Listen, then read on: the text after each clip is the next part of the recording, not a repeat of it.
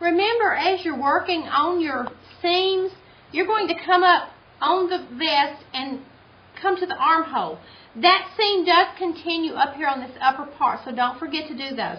As you work an area, you can go ahead and take the straight pins out because it is stabilized at that point, and you won't be stuck so much as you're working over the area.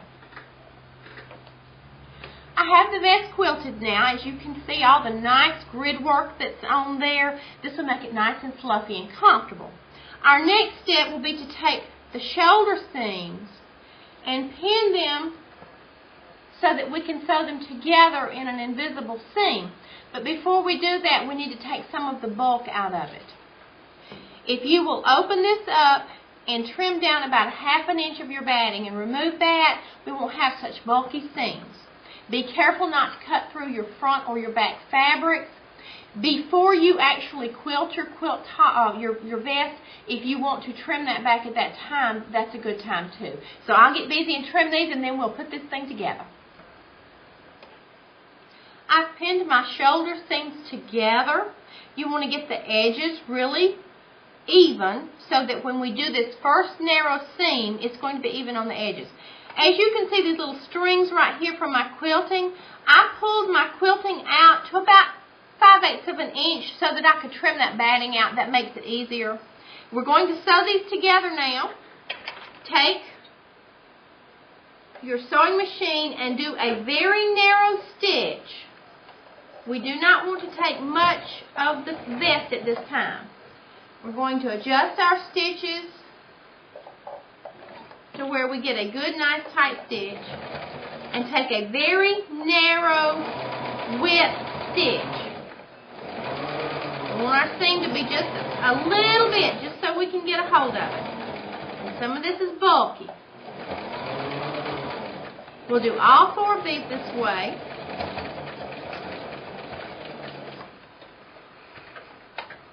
Cut your threads, and make use of your thread cutter on the side of your machine.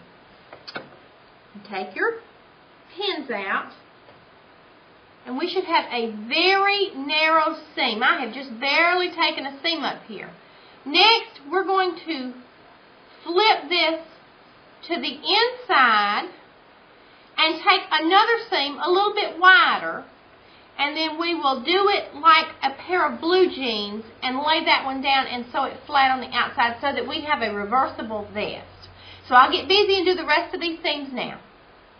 I've sewn the shoulder seams together with that narrow stitch. This is sewn with the good side out. And make sure we get this right. We have this vest just like if we were going to wear it, and we have these raw seams sticking up on the outside.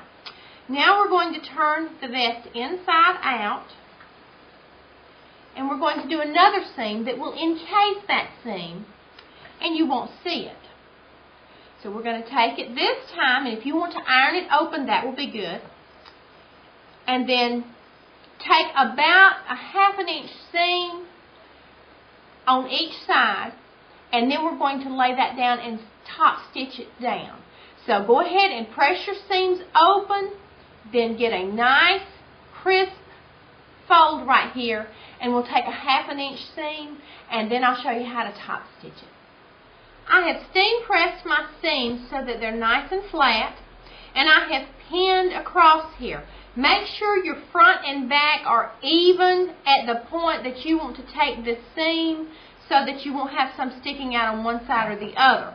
We're going to take the good old-fashioned 5/8 inch seam or so right here. You can make it about whatever width you want, but we want enough width so that when we lay this down the other way, it will lay down real pretty for us and not be one big knot there. I'm going to go to about a 5/8 inch seam here, about as wide as I can go, and sew across. This way you're away from the bulk of the beginning of the edge of the garment. Take a stitch in by hand and another one, and then reverse a couple. This is the one you want to really hold. And then we're going to sew across there at that same width. And it doesn't have to be a real tight stitch, but enough to hold. Remember, we're going to have that seam on the outside top stitch too. So we have a lot of strength right here by the time we finish. When you get to the other end, go slow. When you get to the edge, back stitch a couple of stitches and then come on off. And then we'll do the other side that way, and I'll show you how to lay them down and press them and then stitch them in place. I have pressed my seams toward the back of my vest.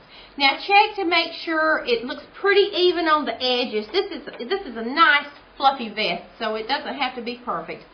But when you get your seam pressed really nice and toward the back, make sure that all of your stitch lines, if you undid some of them to get to the batting to remove it, make sure you've come down far enough to cover all of that. And I have, so I'm looking good here. I'm going to take the same thread that I quilted with and put in my machine so that when I top stitch across this, it will match. Now, it won't matter if I do it from the top or the bottom, but you want to make the top look the best, and if it's reversible, that'll be fine too. But we want to come the same distance from this seam on both of these and do our top stitching, and that way the seam will lay flat, and if you wear it as a reversible vest, it will look good on the other side too. You will have no raw edges showing on this vest. I started my top stitching. I'm on the outside of the vest, what I'm going to call the outside, the wild side.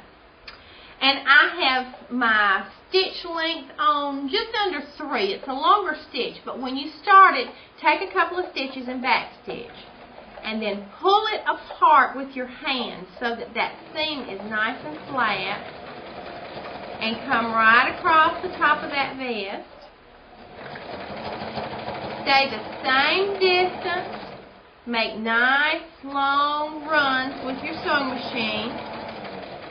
When you get to the other side, be very careful. You got a lot of bulk there.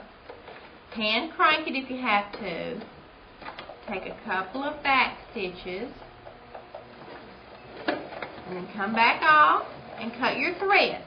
Do this to the other side and we'll have our vest complete. Before we go, I want to show you one other way to make this vest. If you want to layer your backing, your batting, and your top material with the backing, good side facing down, the batting on the inside, and the top material with the good side up, just like it winds up in the vest. And then just trace around your vest pattern on that top piece, pin them together, and quilt them before you ever cut anything out. Then you cut it out along the lines, and everything is quilted. You don't have to do that at this point, but you have raw edges. So what you do is you take bias binding and run along the edge. This will give it a little more body around the edges of the vest and set it off if you want to use a contrasting color. This one I had the green liner, so it turned out really nice. But you have two ways to do this vest. The way we did it today is the quickest, so if you need a gift in a hurry, that's the way to go. Until I see you again.